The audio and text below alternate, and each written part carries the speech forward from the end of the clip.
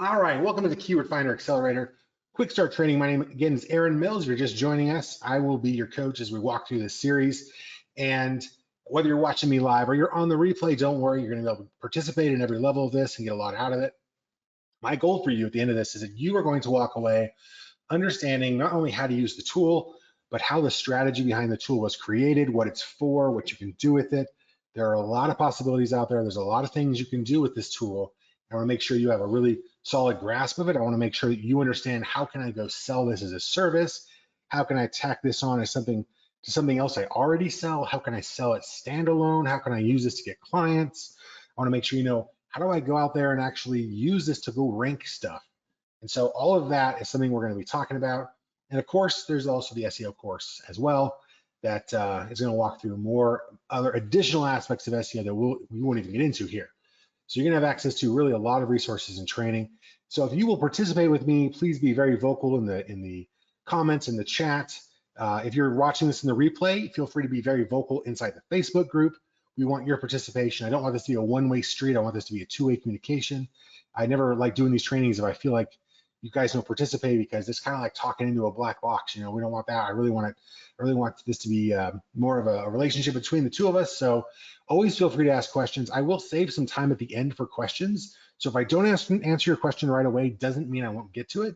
And at the end, if you feel like I've missed it, don't ever hesitate to just ask it again. There's a ton of you here, and I want to make sure I get to everybody's questions and nobody feels lost, nobody feels stuck when we're done. And so that's my commitment to you, is I'll stick around to make sure that happens. But just realize we've got a lot to walk through, and we're not going to get through everything today, but we're going to get everybody's feet wet. By the end of the day, I expect everybody to be in this tool. I expect everybody to be finding some really cool keywords with some really cool weak spots and understand what to go do with them. And so I think you're going to find that we'll move very quickly, but you're going to get a recording of this. So, you know, if you miss it or you wanted to rewatch something or you need access to something again, don't worry, we'll make sure you get a recording as well. And so today we're talking really all about finding the right keywords, right? So today, it's, you know, obviously, like I said, it's a 2-week long program. We want you to be able to identify weak spots. And what I mean by that is identify areas in search results where people are looking for stuff. They're searching for something, and the results they're getting shown are not that authoritative. They're not so special that you couldn't rank for the exact same thing. And again, like I said in the very beginning, the top 10 case studies are going to win up to $300 of their money back. So basically, if you just spent $300 to get into this, you can get 100% of your money back right now by simply participating and going out there. And to make it simple, you're going to go out there, you're going to find some weak spots, you're going to rank some stuff. And we're going to walk through that process over the next few days. I'm going to show you kind of the steps I want you to take. But if you go out and do it and actually take action on it, then you know, 10 of you are just going to win your money back. So how cool is that? So can I get your agreement that that you guys are going to not just kind of watch and listen and say, okay, that was cool. I learned some new ideas. I had a couple of aha moments, but you will actually put in the elbow grease and actually go use this and actually go make this do some stuff and work on this. Can I get your buy-in? Give me a 1 in the chat box if everyone is up for that, because that's really the commitment I want from you, right? I'll go above and beyond for you in this series. I will teach you all kinds of stuff. I'll share with you stuff that nobody shares with you. I will answer, you know, whatever questions you have. I will meet you where you are in this process. But I just need your commitment to jump into it with me. So if I have that, let's go ahead and move on. Because today we're talking about, we're going to start right at the very beginning. And I know some of you are going to be like, Aaron, this feels like remedial math, but it's not, I promise you. This is something we're thinking about, because this is the aha moment that everyone in the SEO industry has to have sooner or later, because its implications are actually quite large, even though it's a simple thing. And that is, how do we find the right keywords? Right? Finding keywords is not really that hard. I'm going to show you how to find really good seed keywords in a minute. You'll never wonder how to do that again. You'll just know exactly how to find the perfect ones. It's very, very easy. You're going to find the tool is going to let you find the weak spots really, really fast. Like it's almost like magic sometimes, how easily you can find these. And you're going to find keywords that other tools aren't really directing people to, that other people are not really focused on, which is also kind of super fun. But all of that isn't going to matter all of that's not going to be important if you don't find the right keywords, right? And so lots of you already understand this concept, but I just want to make sure that everyone's on the same page here. So in one sentence or less in the chat, what is the right, how do we know a keyword is the right keyword? Because this isn't like mystical and this isn't super complicated. It's actually really, really direct, because you can go out there and find thousands of keywords related to any topic. How do we know that the keywords that we're focused on are the right ones? Well, Hans nailed it on the button. He says it brings in business. Yeah, I'd say that's pretty good, right? If the keyword creates monetary value in your company, that's pretty good indication it's a good one, right? Keith says buyers show up ready to buy. Steve says this is the keyword. This is the word I'm really looking for. Steve says buyer intent, right? That's it. That's it. It's all about intent. Jose says intent. Mike says the one that gets customers. Agree, right? Chris says buyer intent. Jen says buyer intent. Jeremy says intent. So intent. So if you're not one of the ones, lots of you obviously get this, but if you're not one of the ones that already understood that intent is really, really important, then let me just sit on this for just 30 seconds. The intent is really important because none of us are searching for something for no reason, right? If my plumbing in my house breaks and I've got like water coming out of the wall or something, then that's a situation where I know the problem. Well, my plumbing is broken because there's water, right? Or maybe there was a flood, or for some reason there's water coming out, right? If there's not a flood, if it's not raining outside, if there's nothing crazy going on, well, probably it's my plumbing. So I don't really need to search the internet to figure that out. I don't need to ask ChatGPT, like, why would water come out of my wall, unless I'm really, really, really kind of not that smart, I guess.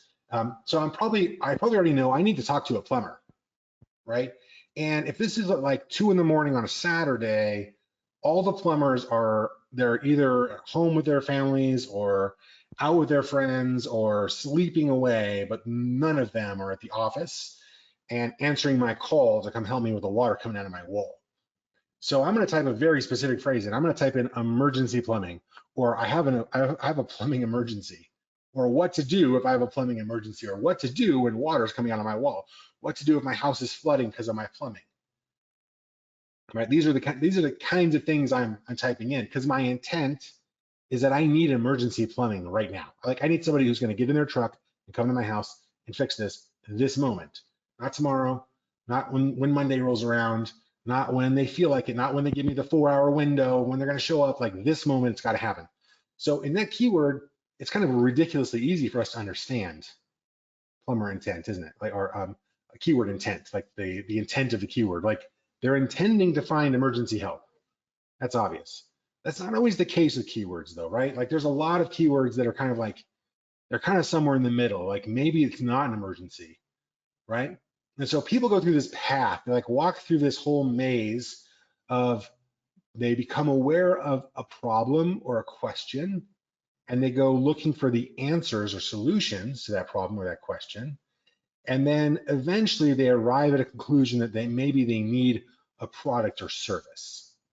And we call it the buyer journey. And so someone starts out at one end of the buyer journey and they arrive at the moment that they're actually buying the product or they're paying for the service.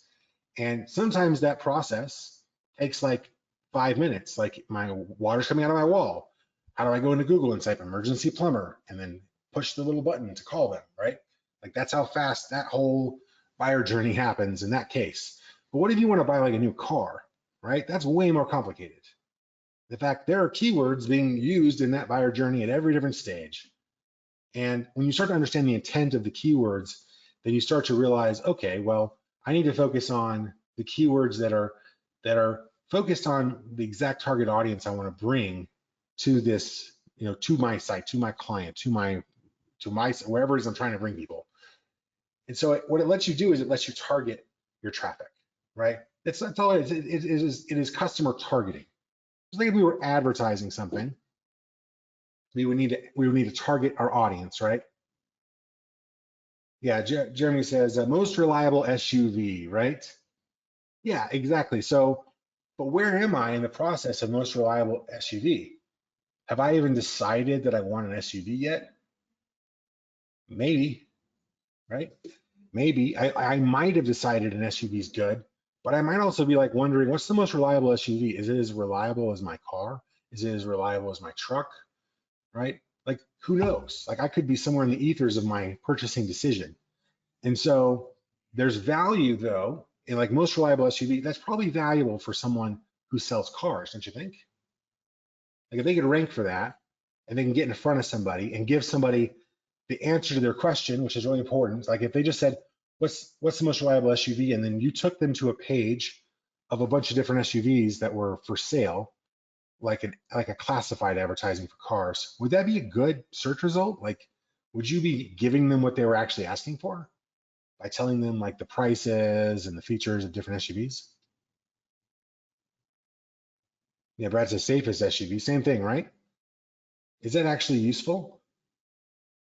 What do you guys think? Like, is that no, it's not. It's not smart, right? It's not that smart. What I need to do is actually answer the question. What they want to know is what is the most reliable SUV or what is the safest SUV out there? And so we need to actually answer the question for them, but we might have a chance to get in front of them very early on in their process. Does that make sense? Everyone see why that's that's really good. But now let me ask you, so like most reliable SUV, best SUV, safest SUV, those are great keywords, but are they the right keywords to start with? And let me ask you another question. If you're in a car dealership, are they actually the best keywords to work on day one? Like, is that where I really want to start? What's wrong with those? There's something very wrong with those keywords for a local car dealer, right? Let's say that I'm in Lynchburg, Virginia. I'm like DNX Motors.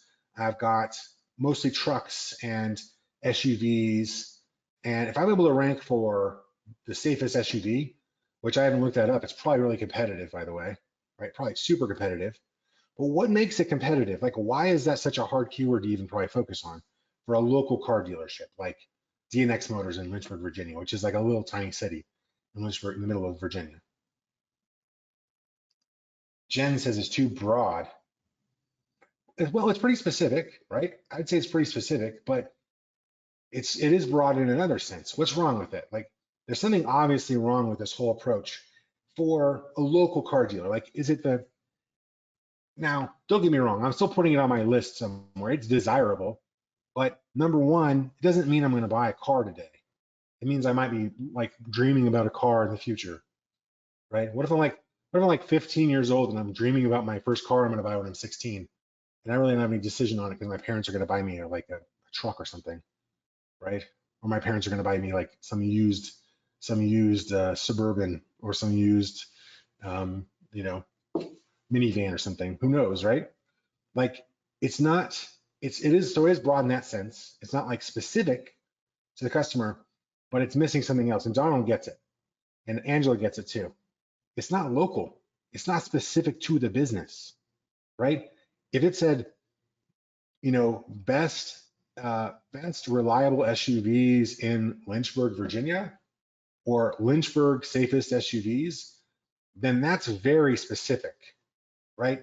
And the reason that local matters is because local, it eliminates a lot of the competition. Because now, guess who I'm not competing against? I'm not competing against the largest car dealerships in the country. I'm not competing against, and those are not even the ones who are going to win in that fight, by the way. The largest car dealerships in the country probably are not going to rank articles for that. They're probably not going to create content. Number one, because their marketing is all kinds of messed up in that industry, which I happen to know, but also because the manufacturers, who are much, much larger than any one dealer, are probably the ones trying to create content for that. And they're probably hiring influencers to do it. So that's a really difficult keyword, right? Like affiliate salespeople and influencers and manufacturers of cars are probably all trying to, like Ford wants people to buy Ford SUVs, so they might create content and videos and articles and things for that phrase. And so I'm a little DNX Motors who sells used cars in Lynchburg. I have no chance of ranking against that, right? Like my SEO budget is like $400 a month, or maybe $1,500 a month if I'm really serious, right? Because I'm a little tiny car dealership. Now, if I'm a bigger car dealership, maybe it's more, maybe it's $5,000, right? But now compare that to Ford Motors. You think they can spend more than $5,000 on the SEO of a single article? I guarantee you they can. I guarantee you they can. So how do we find the right keywords then, right? Well, one of the things we do is we have to truly think about the intent and also being very specific about location. So let's get into Keyword Finder. But is everyone on the same page? Does everyone understand like what I just kind of walked through? Like why all of that matters? Like why, big national or international keywords are usually the wrong place to start when you're working with local businesses, and that yeah, it could be really good to rank for some of that stuff. It could be amazing, but let me ask you another. I mean, like even another thing. Let's say DNX Motors in Lynchburg, Virginia, they did rank for most reliable SUV, and probably they need to be more specific, by the way, like most reliable SUV 2025.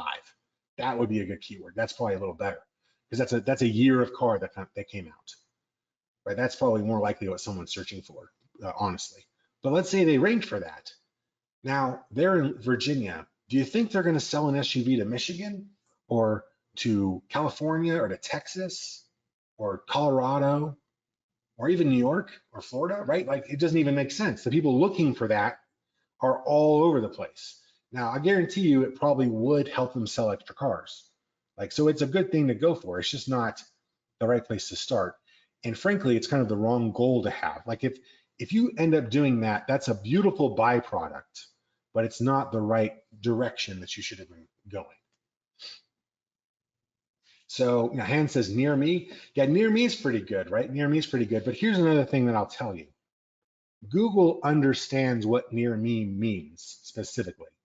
It's a powerful keyword. Anything near me is a powerful keyword, right? So you might still want to include these words that you will never rank for in your website because of the word near me. So there's actually a phrase, there's a term for that.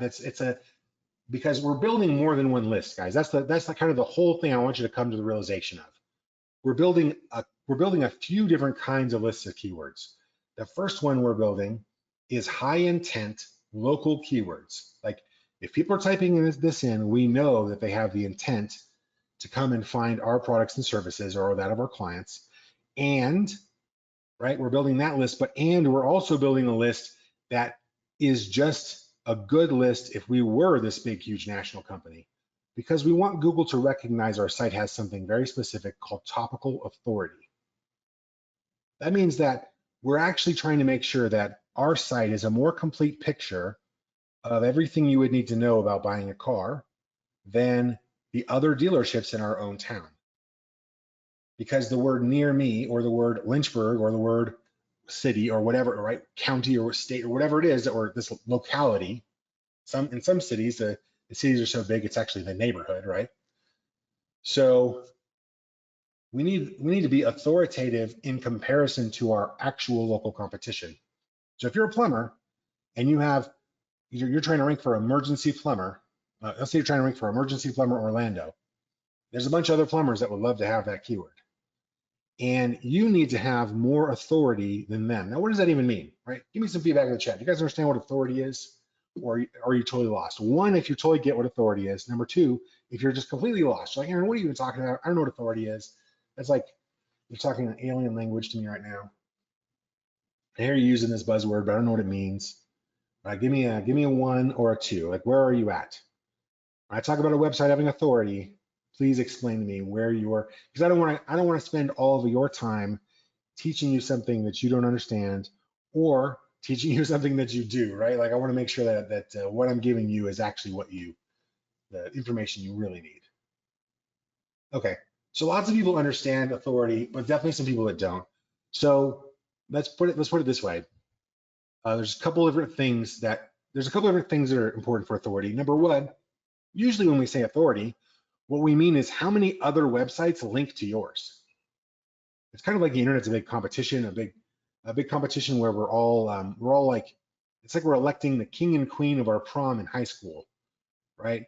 And the more votes you get, the more likely you're going to be elected. Well, the more websites that link to you, the more likely your website is going to rank for different terms. And that's an oversimplification, but it's still true. And now on top of that, if your website happens to have all of the important information about a topic, it creates something called topical authority, which means that in itself is likely to make Google show it off to people. Right? So if you answer all the most common questions about a topic, if you have valuable information about a topic, if you kind of cover the gamut around that topic, it's an additional layer of authority outside of those backlinks that could also, one, it could get you more backlinks, but two, it can also make Google more likely to want to show off what you're doing. Now, Keith says, how does a website gain authority? Well, there's two ways, right? We gain authority by getting more people to link to us, but also by making sure that we have really good quality content, right? And not just quality, but actually covering all the bases. So, okay. And I would say there's even a third category. I would say that even one page against another could be more authoritative in just the very, very plain sense of like, hey, article A has like 800 words and it barely talks about this. It barely covers the subject that we're talking about. Article B is 10,000 words and covers everything around the subject you could possibly imagine. Which one has more authority, right? Like which one is the manual on the topic and which one is just kind of about the topic? Does that make sense? Yeah, obviously we're thinking, yeah, obviously, right? So it's obviously as B, great, exactly. So let's get into keyword finders. Now that we kind of understand like the basics of like how do we find the right keyword, we are building these different lists, right? One is our short-term list of like, you know, what are the keywords that have a lot of volume that are they're probably really good ones to rank for, but maybe they're a little tough because our website doesn't have a lot of authority. And then what are the ones that have weak spots that we should go after right now because it clearly is a place we could probably rank immediately. And then number three, what are the things we'd like to rank for in the long run, right? Like a year from now, 2 years from now, 5 years from now, what are the things we'd like to rank for? We kind of want to know what all those are. And today we're really starting with the weak spots. So let's go ahead and let's jump into that. And let's talk about what is a weak spot. How do we narrow down our search and we identify those weak spots? So before I spend a ton of time on this, give me a show of hands. Who understands what a weak spot is? Right, give me a 1 if you totally get it. I get what a weak spot is. Number 2, if you would love a short explanation, or number 3, if you're just totally lost on what a weak spot is. Okay, so a lot of people get it. A lot of people would love a really short explanation. Okay, and nobody's lost. Great. So if you're lost, this is your chance, right? Tell me you're lost. Okay, I don't want to leave you behind. But lots of people love a short explanation. Weak spot is this. All right, when we're looking at search results, right? We're looking at a page of results. We typed in emergency plumber near me, Orlando, right? That's really specific. It's near me, it's in Orlando, and it's an emergency plumber. That's really long tail. It's a long keyword. It's got lots of words in it, right? It's very specific. It's not very broad. And we look at the page of all the rankings. And there's going to be, used to be there was like 10 per page, right? Now Google kind of does this infinite scrolling page, so it's not really true that there's 10 per page, although you have to scroll down to see them. So if you're like number 16, nobody sees you, right?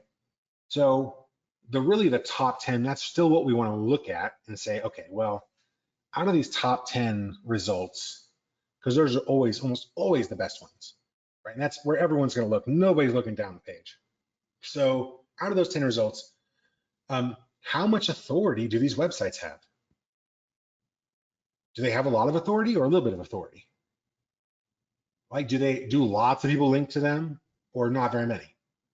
Do they obviously have the page optimized? That would be the other thing.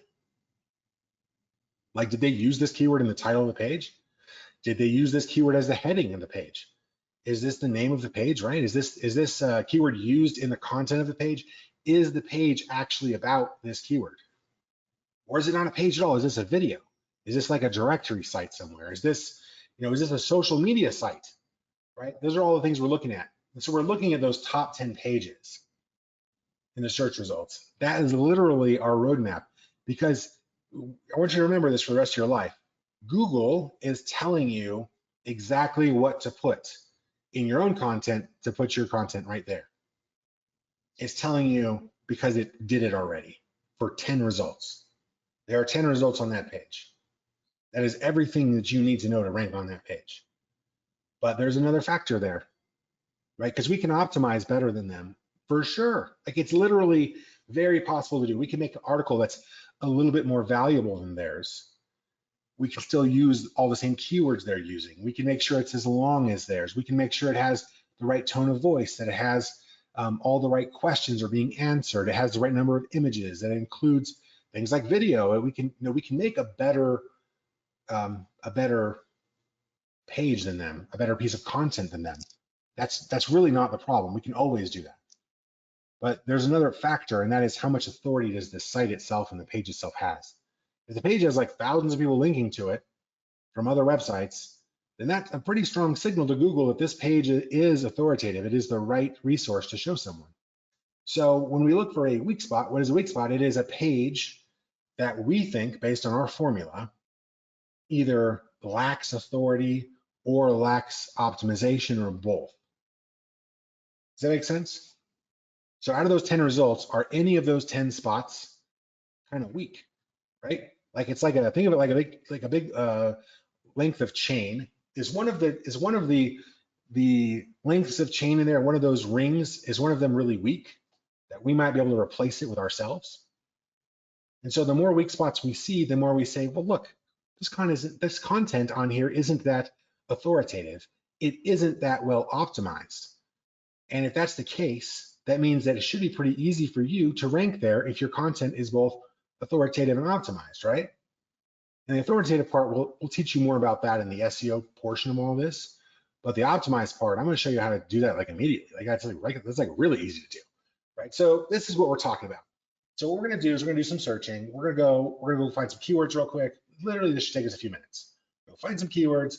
We're going to narrow down our search to find the right intent, to find the right keywords, and then we're going to find all the weak spots, right? And I spent all this last 30 minutes talking about all this, but you're going to see that we can actually do this like really easily inside of the software. So let me get out of this real quick here. Let me switch over to the next thing here.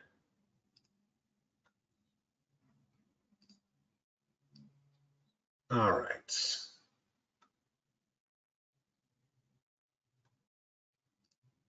One second here. Let me bring up Keyword Finder.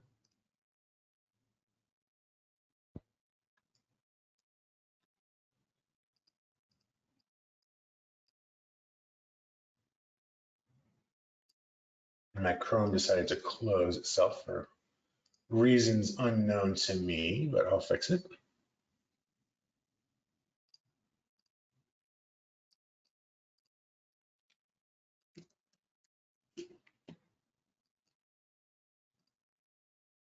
All right. So here we are. We're in Keyword Finder. Let's go after a niche. Which niche do you guys want to go after? Right? What's a niche? And keep in mind, we usually like to focus on local businesses. I know that some of you are going to use this for affiliate, some of you are going to use it for e-commerce, some of you are going to use it for national, some of you are going to use it for foreign international stuff, and that's all cool, and we could do all that, but let's just keep it to some local stuff, because I know that's what most of us are probably working on, right? Immigration attorney. That's an interesting one, right? That's an interesting one. Auto body repair, car detailing, tree trimming. I like tree trimming hands. That's actually fun, right? Let's do tree trimming. This is like a little, this could be a very strong cash flow business. Like, there are tree trimmers out there who go get like $2,500 a job, and they knock these jobs out like crazy.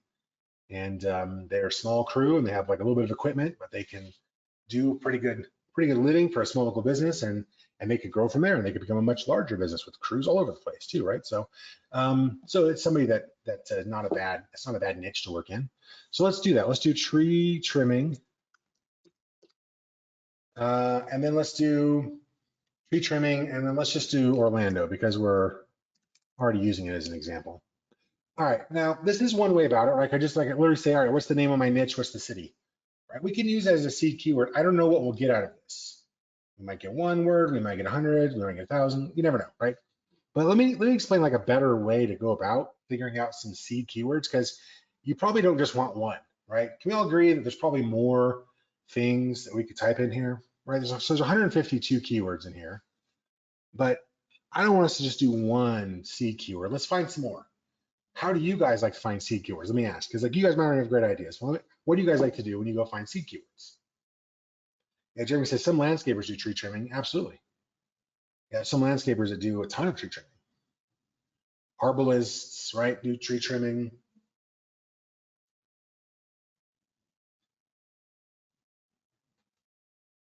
You guys are awful quiet. How do you guys find the seed keywords? What strategy do you use? I just want to see if anyone has an idea here. I'm just curious, like what you guys like to do. I'm not going to park here. I'll keep going. Okay.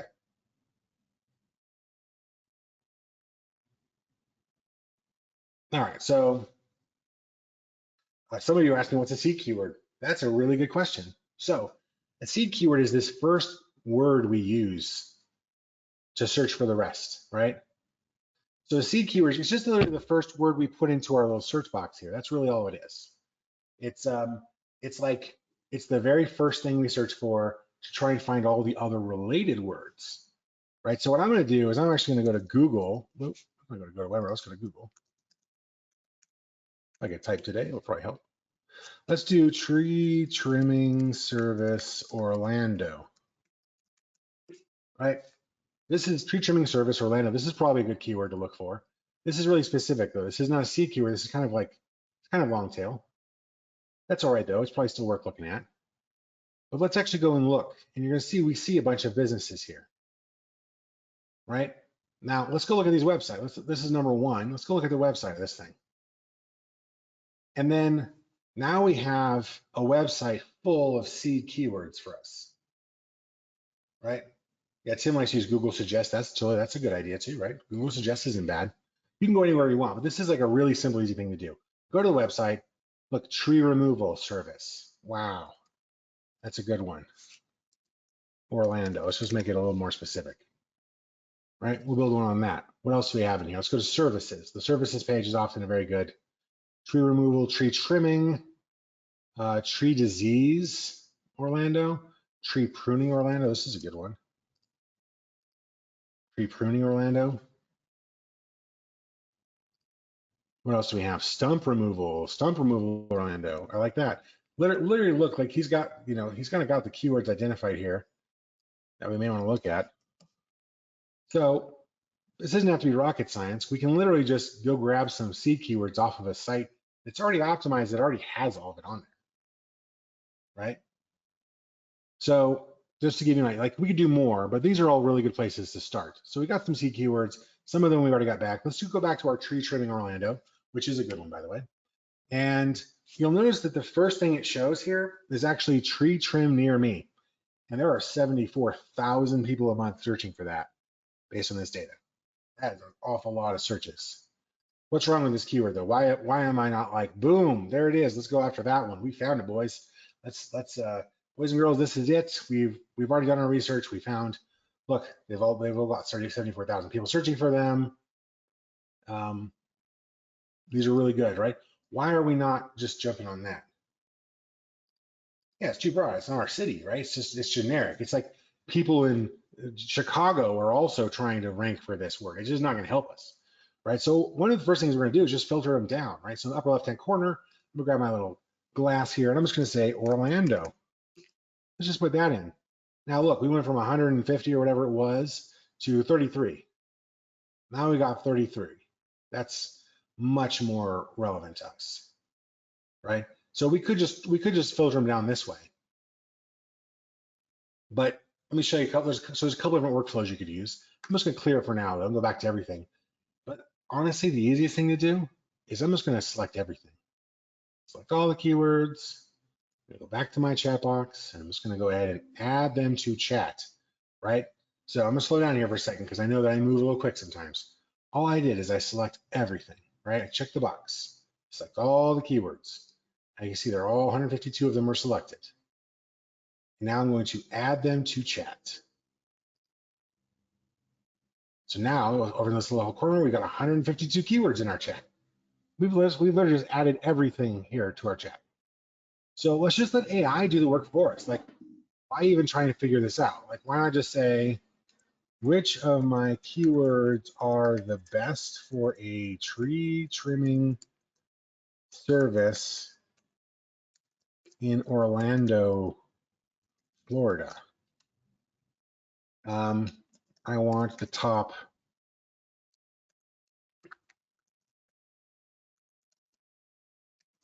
25. Let's ask for 25 so it doesn't just give us like 5 or something, right? And now we're just gonna let it do its work, right? Let's let the AI think for us. Like, we don't need to think about this.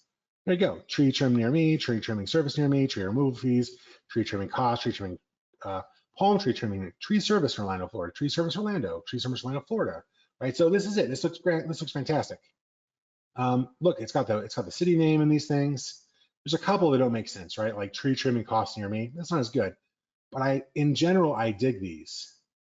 So I can go ahead and select these. Now I have a couple things I could do. I could just select them, right? I've highlighted them, and now this whole thing comes up. I can go select them, and now I've got them selected. And I could just go ahead and analyze those, right? That's not a bad thing to do. I could just analyze them. But it's only 25, right? I'd like to have some more options than that. I'd like to analyze a little more than that. So the next thing I'm going to do is I'm going to say, I would like 50 more keywords with the same semantic value that would bring customers to a tree trimming service in Orlando. Right? I'm just telling it I want the same buyer intent, right? Brings customers to a tree trimming service in Orlando. Same semantic value. Basically, I want it to be the same as the 25 you listed. Let's try that out and see what it does.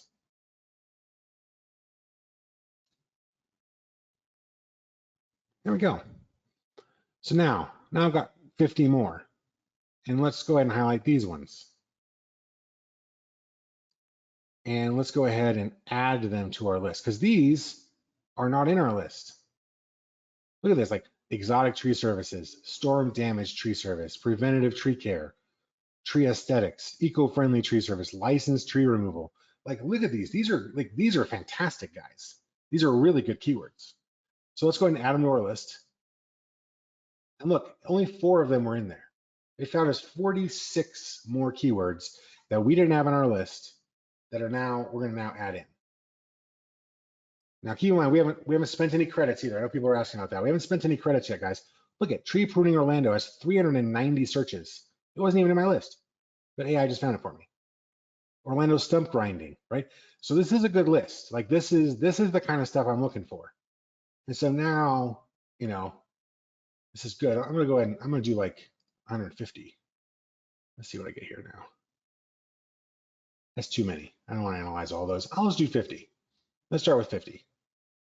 And then I'm going to do is I'm going to go over here to my filter. So I've got, if you didn't know what I was doing, I was changing how many it was showing me down here at the bottom. But the other thing I'm going to do is I'm just going to go ahead and I'm going to unselect everything. Let me see. I'm going to go ahead. I'm going to filter for Orlando. That's going to bring everything back again. Right. So now you can see these purple ones. These purple ones are the new ones. Now, some of them don't have any volume that we know of, right? We all know that these could have volume, but we don't really know. It's not proven. But you'll see that some of them definitely do. Like we just showed you one that did. So what I'm going to do, though, is I'm just going to go ahead and analyze all these. Let's just go and grab this whole page. And I'm going to analyze them. And now it's going to start showing me some weak spots if there are any. And you're going to find some niches have a ton of weak spots and some don't. Right? And that's okay, though, because I literally let's go to the next page and analyze it too, right? Like we can keep going. We've got, this is only our first seed keyword. We could do this for 3 or 4 keywords, go analyze a few hundred phrases, and we're going to come up with some weak spots for sure. A lot of times you'll find the words that it comes up with have tons of weak spots that the original ones didn't.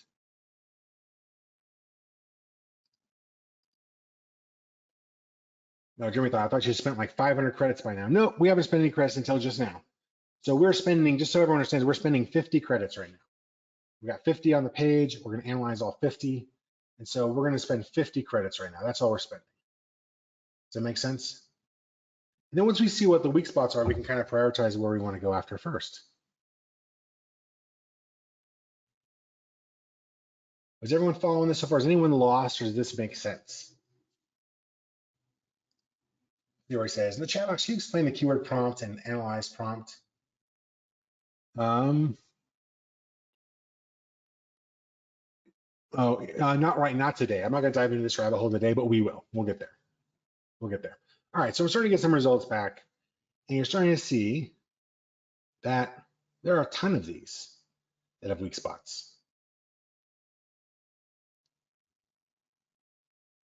And it all depends on your level of how you've set up your formula, right? If your formula is set to have, basically, and I'm going to show you how to do this, guys. This is not for today, but I'm going to show you how to do this. I'm going to show you how to adjust your formula to make sure that it matches the site you're working on. You might have a client with a very authoritative website. Guess what? That's good news. It means there's more weak spots out there, but you want to make sure you can see them, right? So we want to make sure we make a little adjustment to make sure you can see them. Likewise, you might be starting with something brand new. And in fact, you may want to even make it a little even more difficult on yourself to find keywords because it's going to be even harder than it normally would be. So we can, well, we can kind of fine tune it, right? We can fine tune it, but here we go. I mean, we've got to look at this. Like tree removal in Orlando has 2 weak spots, right? They're down at the bottom of the list. It's definitely worth creating content around. If we scroll through here, like look at this one, like this 4 and this 8, like there's like nothing here. Tree height reduction. Now we don't know that this has any volume, but let me ask you a question. Right now, this doesn't say 0 for a reason, because we check these against Google Suggest, and we know that this gets searched, and we know that the data on it is not accurate. So we don't know how many people search for this. We have absolutely no idea. That's why it says less than 10. It doesn't just say 0. But let me ask you something about that. Is this worth creating? Because it says less than 10. Is this actually worth our time? This one has 1 weak spot, and it's got 590. Right? Which one should we prioritize? Like this one's got 1,000 volume, right? It's got 1,000 people searching for it in this volume column. This one's got 3 weak spots. Like that's obviously, so which one should we go after? Let's explain the scoring a little bit deeper, okay? So on the right-hand side, this is the search results. This is like the first thing that was on the page, the second thing that was on the page, the third thing, the fourth thing, et cetera, et cetera. Does that make sense? This is just a little visual snapshot of what happens when you search for tree removal in Orlando. Now, 2 of these, based on a formula we have loaded up right now, 2 of these, this one right here and here probably, but we can actually, if you want to see only the weak spots, by the way, in the upper right-hand corner, this little low fruit thing, there you go. Now we know where all the weak spots are. And we can kind of get rid of the noise, because the rest, honestly, the noise doesn't matter so much. So positions 8 and 10 are weak here, positions 7 and 9, right? Position 5 and 7, that's a little better, but look, not a ton of volume. Position 1 is weak. Sustainable tree trimming Orlando. Position 1 is weak. Now, we don't know if this has any volume, but let me ask the question again. Is this worth creating content around? Because this is not an intuitive answer. I think some of you are just going to flat out get this wrong. Because you need to be, now, if you'd asked me 2 years ago, Aaron, should we waste time creating an article for sustainable tree trimming in Orlando? Does anyone really type that in? I mean, it's got 5 weak spots, but like it has no volume, right? Is that really worth our time? Look, no one's advertising on it. There's no ad data. So why would we even waste our time, even though position 1 is weak? Is it worth it? Should we try and create content for this? It's very simple. Give me a yes or no in the chat. I want to know what you think about this. I want to know what you think. And I know I'm making you put yourself on the line here. No one wants to answer me. No one wants to tell me. So lots of no's, some yeses. Let me tell you why the answer is yes. And in fact, why the answer is yes to like this whole thing. Like, look, all these zeros, I'm not gonna waste my time with those. But everything that has, maybe I'm not gonna do it as my first piece of content. Like obviously The volume plays a role. But let me tell you why I'm going to create content for all of this stuff. Like, look how green this is, right? Detailed tree analysis, Orlando. What a weird word. Why would I create content for something like this? Like, it probably isn't that widely searched, but it's so easy to rank for. With AI, I can make content so fast. I would be a fool not to create this content. I'm missing the boat, guys. If I don't realize that I can create, like, I should be thinking about this like, oh my gosh, I'll just create all this content. Not only is it going to give me all this topical authority, but I could probably create pages. Some of these pages I create could tackle 2 or 3 or 4 of these in one go, right? Like, can I talk about arboricultural services and detailed tree analysis and tree height reduction all in the same article? Look how many weak spots I've got for that, right? Collectively, that's going to be like, you see what I'm saying here?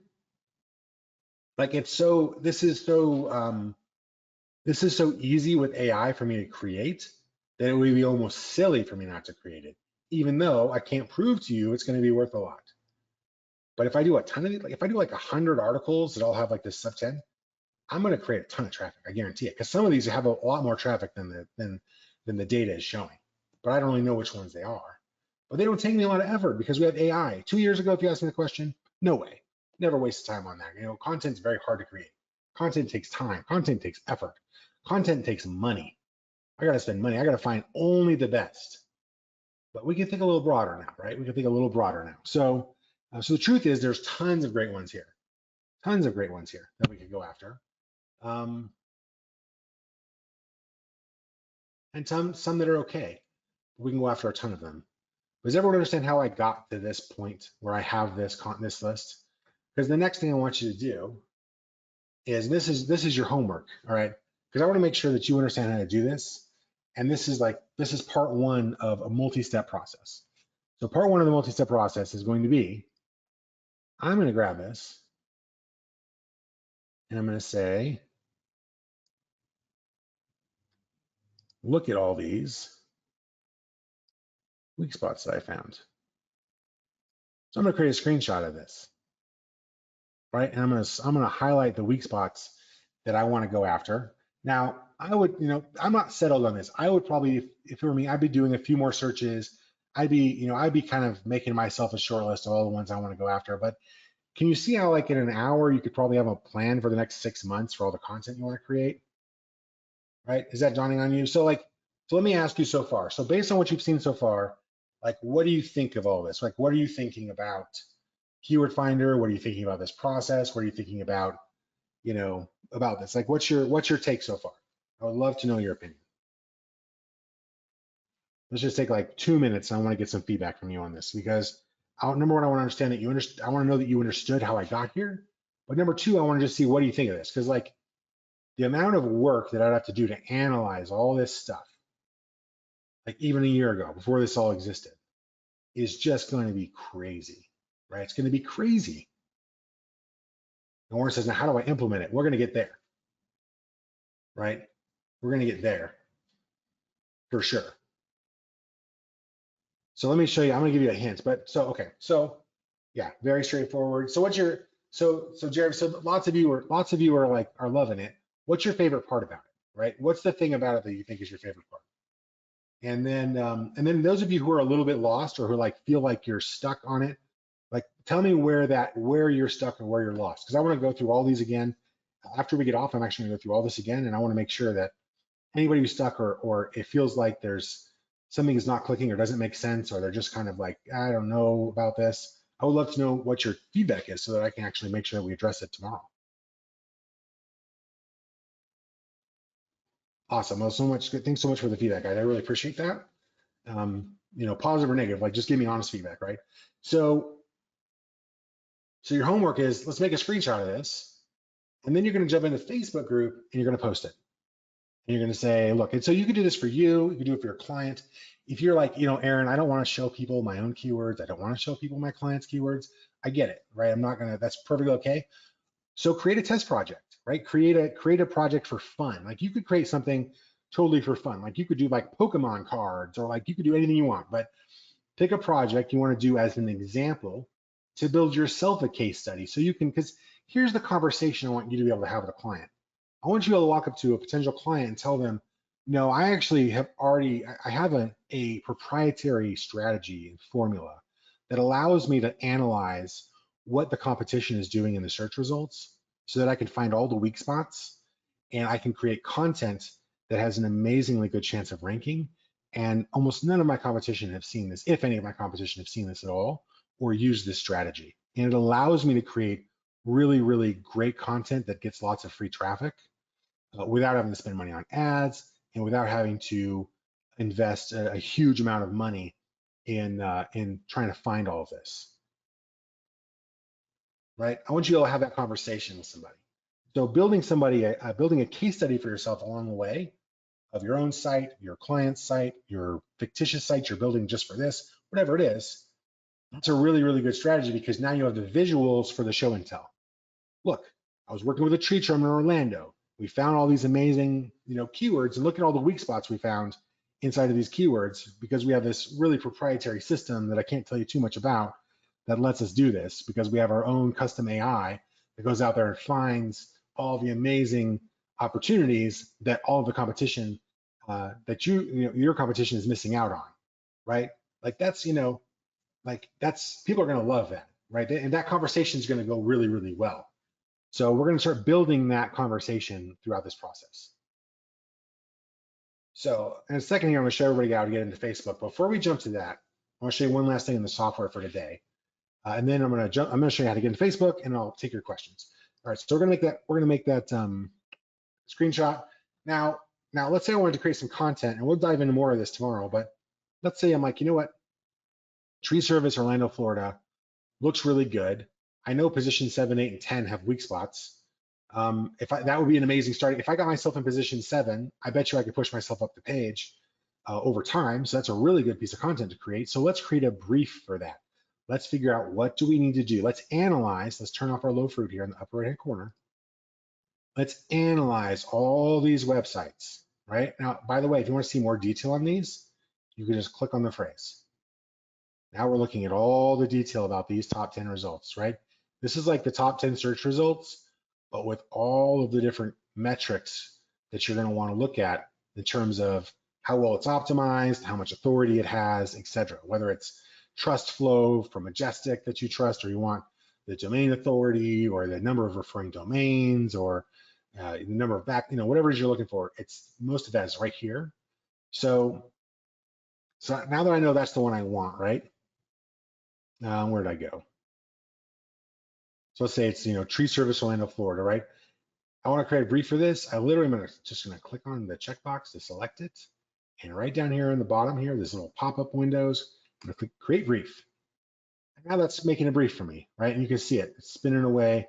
So this is going to analyze all of these sites, and it's going to tell me exactly this is the kind of article you should create. This is how you would optimize a page for it. This is the kind of video you could create. These are social media posts you could use to rank for this.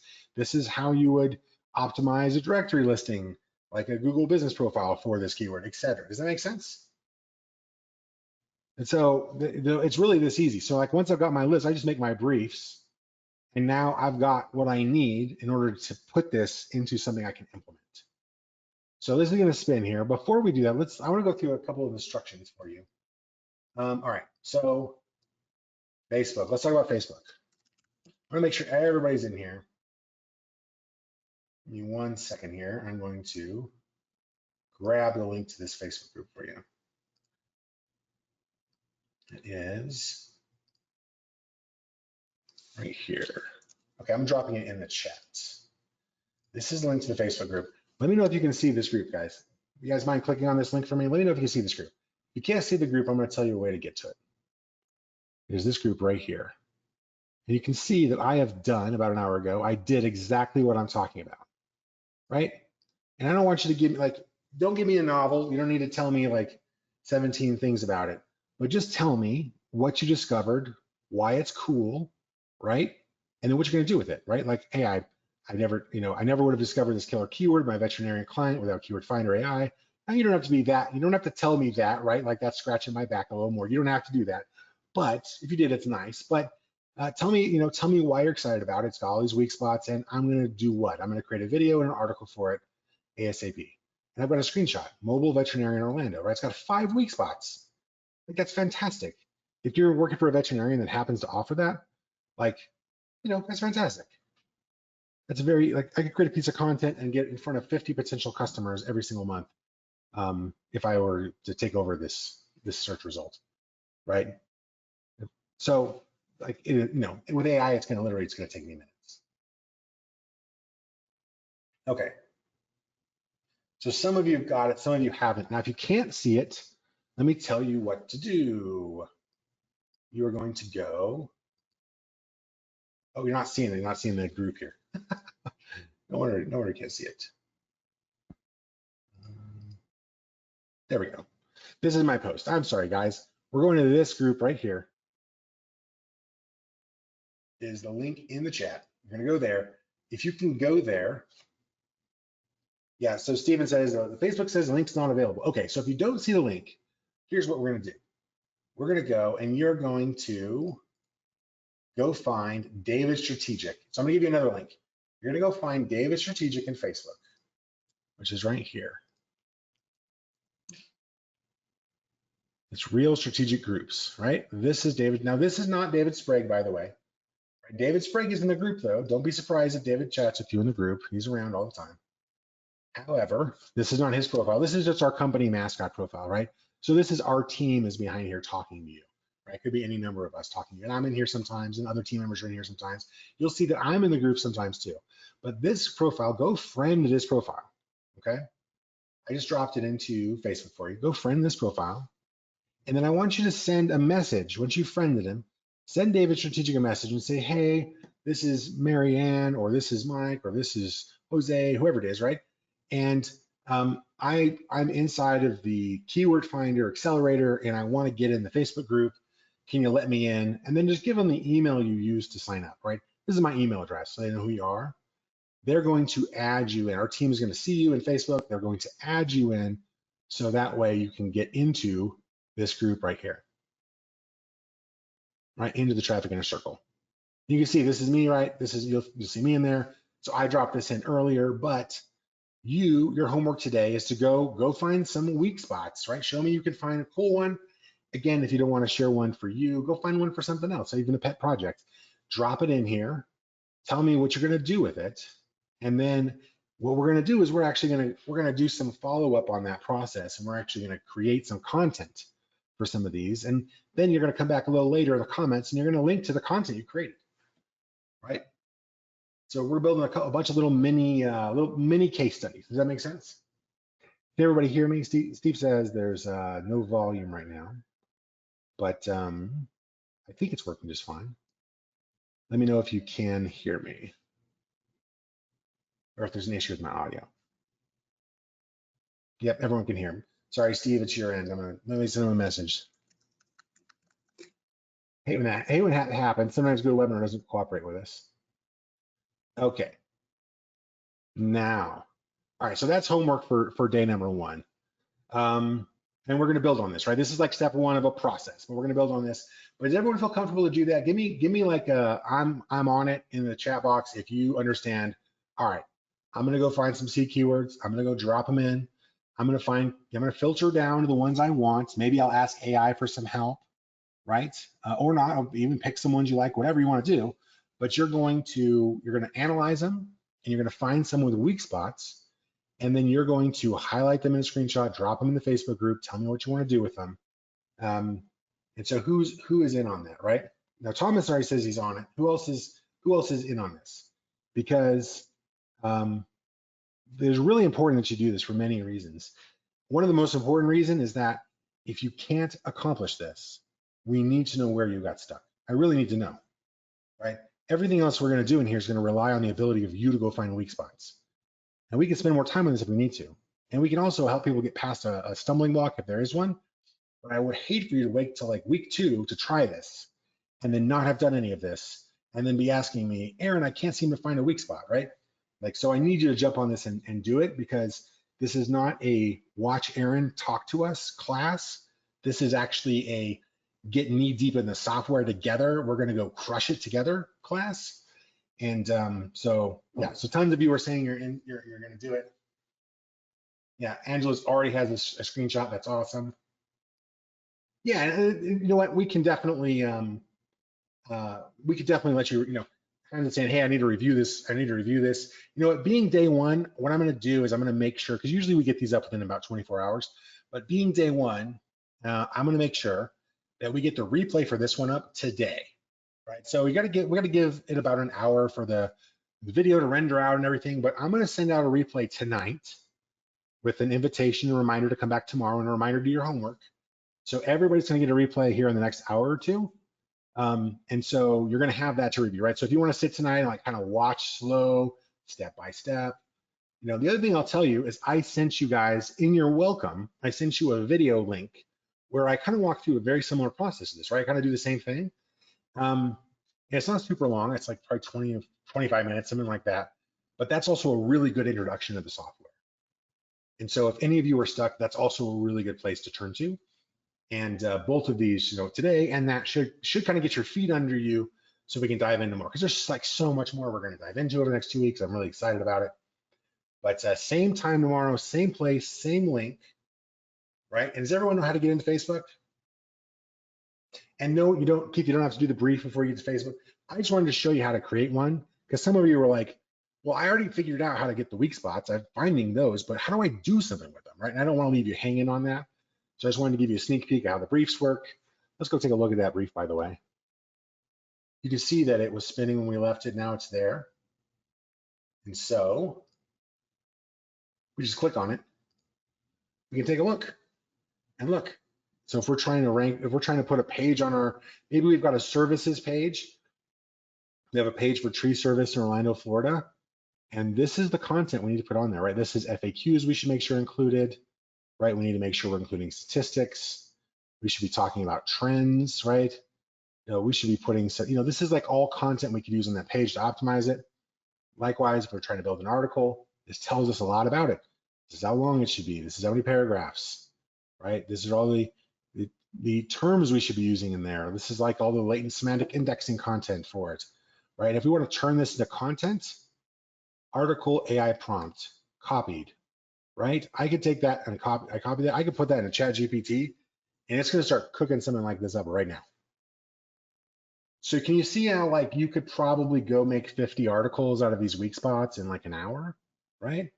Like this doesn't have to be rocket science, guys. Like we can really just kind of, it used to be that quality is always the focus of SEO because quality always performs. But I'm telling you, in the age of AI, the level of quantity out there is going to have its own like quality to itself. And so we still want to create stuff that's quality, but we can also play with quantity in a way we never could before. And all your competition is going to, so you should too. All right.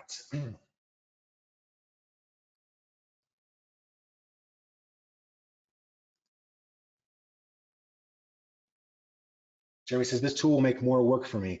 In what way, Jeremy? What way will it make more work for you? Tim says, do you use more credits when we create the brief? So I believe the brief is 10 credits. I'll get clarification on that for you, but I believe the briefs are 10 credits. Brief's amazing. What would I charge a client for that? How do I get it to them? Multi-page report, PDF?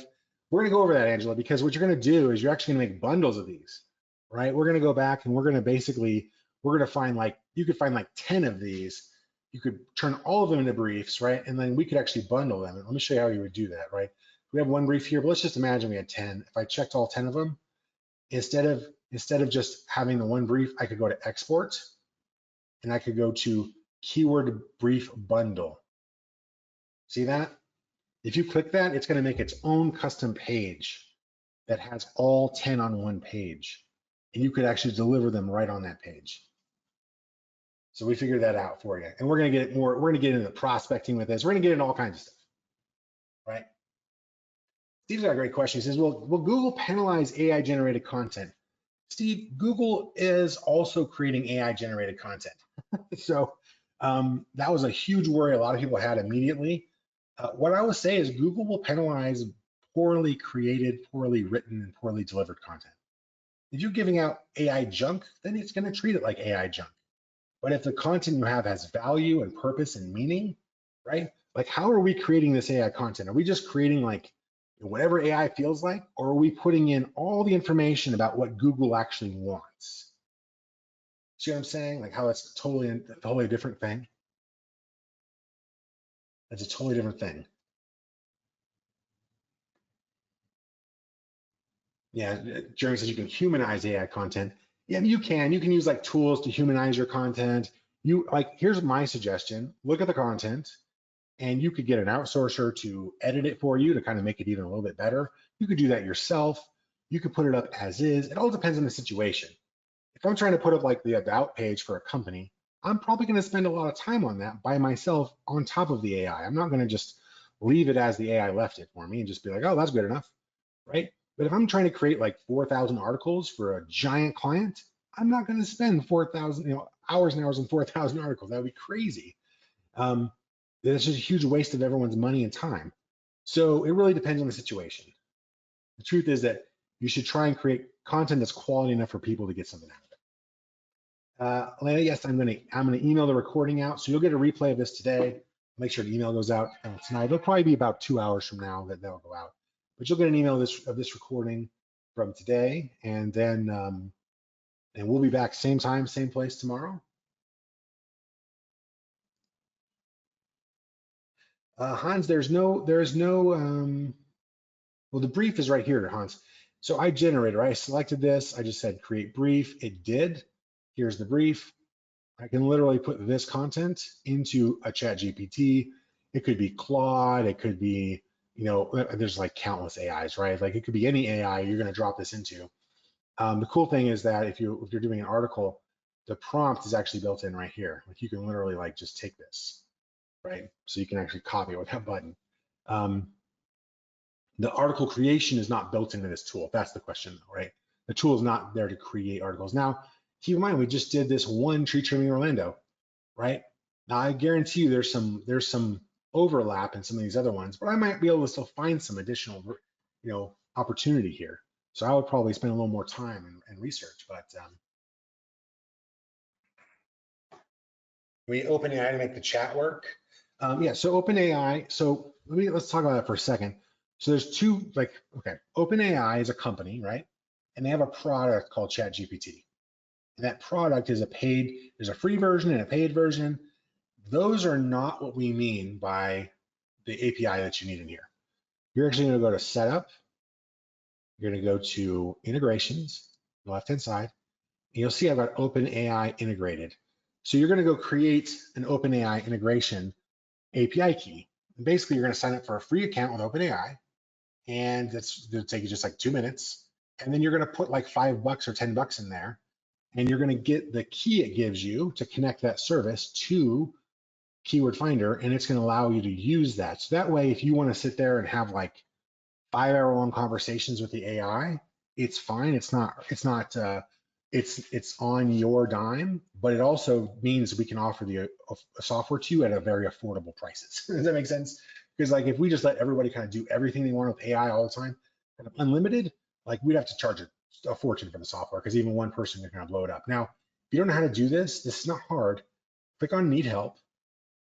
You're going to see that OpenAI integration right here. In fact, I'll even open this. Let's open this up in a window. I'm going to put this in the chat box for you so you don't have to go hunting for it later.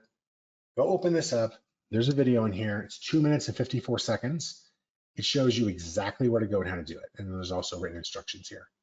So super easy to do. If anyone's stuck on that after watching this video, please let me know and I'll help you, but it's super easy. But that's it, yeah. So that's how you access the full capability of the AI, if that makes sense.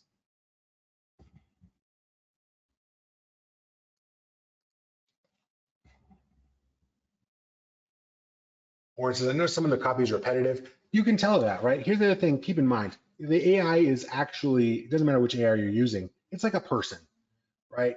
AIs are like a black box. It's basically like a neural network. It's like a brain. We don't really even know how they work exactly. We sort of do, but not really. And the truth is that if it does something you don't like, just tell it you want something different. Say, hey, that's really repetitive. Why don't you give me something different, right? Like whenever AI is wrong, I tell it to do something different. Or I change my prompt a little bit. I go edit my prompt I originally gave it, and I just change it a little bit. And I say, make sure that no paragraph is overly repetitive, right? Like you just, adjust what you're getting, or even just try it again. You might get a totally different result. Guys, if you need to find what your term weak spot is, the definition of a weak spot is a ranking result, right? Where let me go back to my one we analyzed. Okay, so in here, look at this, emergency tree removal Orlando. The domain authority of this is only a 14. You see that? It's a 14. Now the exact definition is actually set inside of our recipe, right? So we can actually go to that upper right-hand corner here, see the recipe button. We click on that, it'll open up the recipe for us. This is essentially the recipe and then the formula. Does that make sense? So this one, the way it's set right now, it's essentially looking for weak spots where the domain authority is under a 20. That's what it's looking for. It's looking for a low domain authority. Now you could change that. You can make that formula whatever you want. You can make it page authority. You could make it a combination of the two. You could change whether it's under 20, you could change it and make it under 50 if you have a really strong website. You could change it and make it under 10. Like you can adjust it. But what this is built into right now is it's telling you it's under domain authority under 20. So that's essentially the definition of a weak spot in this, is like it's low domain authority. Now it's also telling us other things about the level of optimization, right? Like all of the green, like see how this is green and these are not, these are gray. That means these other elements are optimized. So what are those elements? Well, if I go look at my recipe, I can see how those elements are set. Does that make sense? So we're talking about the keyword is in the H2 or H3s. The keyword's in the URL, right? If it's gray, if it's green, it's not those things, right? So this is like a little visual reference telling us about how optimized it is, and what the, however we have it set up. Does that make sense? This is like a little visual indicator that we can adjust to tell us whatever it is we want to know. And we'll get more in depth into that too. Cynthia says, can I integrate with Gemini or Claude? No, Cynthia, you cannot, because this is set up to work with OpenAI. This isn't just like ChatGPT. It isn't like we just took ChatGPT and said, all right, let's plug ChatGPT into the back of Keyword Finder, right? And this is basically ChatGPT. Like, see what it's doing? It's like giving you lists that you can use, right? There's like all kinds of prompting that's happening behind here that you can't see.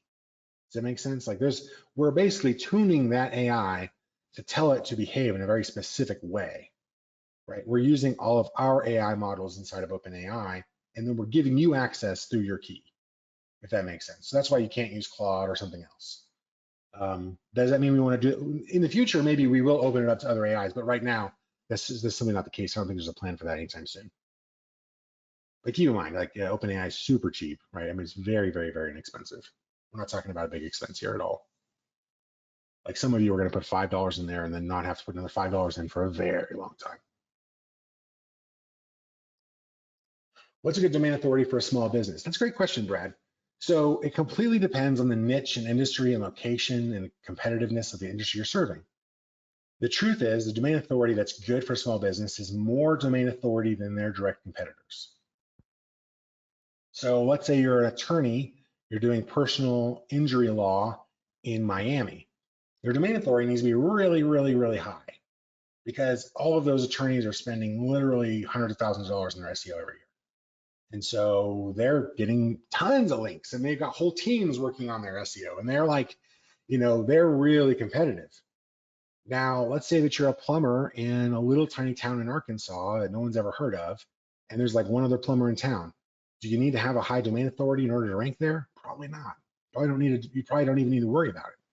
You probably can just do something that's optimized and just rank for everything. So it's completely situational, if that makes sense. Jose says, so because the pages are ranking, since there are weak spots, then we should try to rank also. If there's weak spots, it just tells you that the competition isn't that stiff. It's like I'll use like a football analogy. Let's imagine your high school football team, you're on the team, and you get to some school you're going to play. You're at their high school. You show up. You walk out on the field, and you see that half of their team is really short and really, really light. Like they're little tiny little people, right? They look like they're all 10 years old. And you're looking at yourselves and you're saying, is this even fair? We're going to destroy them, right? It's because they're weak, right? They have a weak, like their team has huge, is full of weak spots, right? So that's, yeah. So yeah, you definitely have a chance to win this game, right? Should you play that? Should you take that game? Well, you're going to win, right? You're going to win. That's the same thing with ranking. Should I try and compete for this ranking, this keyword? Well, I don't know. You might also get onto the field and look at the team and be like, that guy's got a mustache. How did he grow a giant mustache like that? And look at that guy. He must have been held back 6 years. He's got to be 25, right? So you might be coming up against a team and be like, okay, this is impossible. We're never going to beat this team, right? So what we're telling you here, what we're showing you on the right-hand side is what the field of competition for that keyword really looks like. We're letting you make a instant decision about, okay, this is probably where we should direct our attention because it's just the easiest. Like, why would we go waste our time with the other stuff when we could start here? Now, does that mean we never go back to the other stuff that's harder? No, we should still get there, but that's probably not the place to start. And it's also, if you've been working on a project for a long time, like let's say you've had an SEO client for 5 years, maybe you've kind of already spent a ton of time on the hard stuff and you're just looking for more quick wins. This is also that, right? So it doesn't really matter which phase you're in, even with a client. There's stuff in here that's going to help you find opportunity to get more traffic, more rankings, more results for yourself, for your clients. So, all right, so let's explain the homework one last time, and then I'm going to wrap it up. You guys have been fantastic. Find some weak spots. Follow the process. Rewatch this video if you need to. I'll make sure it gets out tonight. Grab a screenshot. Whatever screenshot tool you like is fine. I'm using, what is this one?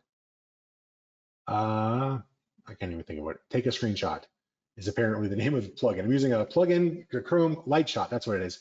I'm using the Lightshot plugin in Chrome, which I happen to like. It's a little plugin. I'm just going to select the ones I'm after. It could be 1, it could be 10, whatever it is. I'm going to select some, and then I'm just going to put a border on the ones I actually want to go after. Right? There we go. And then I'm going to copy that. I'm going to come into Facebook here.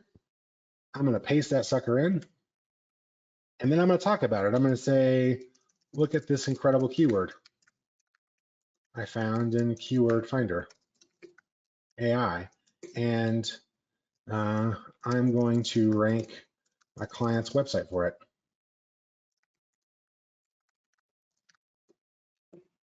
It could be something that simple, right? Boom. That's your homework. That's your homework for today. Okay, that's your homework. This is the beginning. Right? We're only on step 1. I got lots more for you to do. This is step 1. Go do this. Show me you can find some keywords. And then if you get stuck, then figure out where you got stuck, and then tomorrow I'll help you get unstuck. Okay? Hey, Janico, yes. If you're coming in later, you came in the middle, don't worry. I'm going to make sure a replay of this goes out tonight. So we're going to go ahead and close it down, but in a couple hours, I'll make sure the replay gets out. You can watch this, you can walk through it, and go do it yourself. And I can't wait to see all the cool keywords you guys find. I'll jump into Facebook group later tonight and see what you're doing, and again in the morning, see how it's going. But we're back here again, 4 o'clock Eastern time tomorrow. Same link, same place. I hope that you show up with all the same amazing energy, and I'll have some really fun stuff to walk through with you guys. And so I'm looking forward to it. And until then, I hope everyone has an amazing rest of your day, and go have some fun inside of Keyword Finder. And then, yeah, this is 2 weeks of training, 2 weeks, right? 5 times this week, 5 times next week. If you can't make every single one, I totally get it. But don't worry, we'll get a replay for you every time. So, all right, everyone, thanks so much.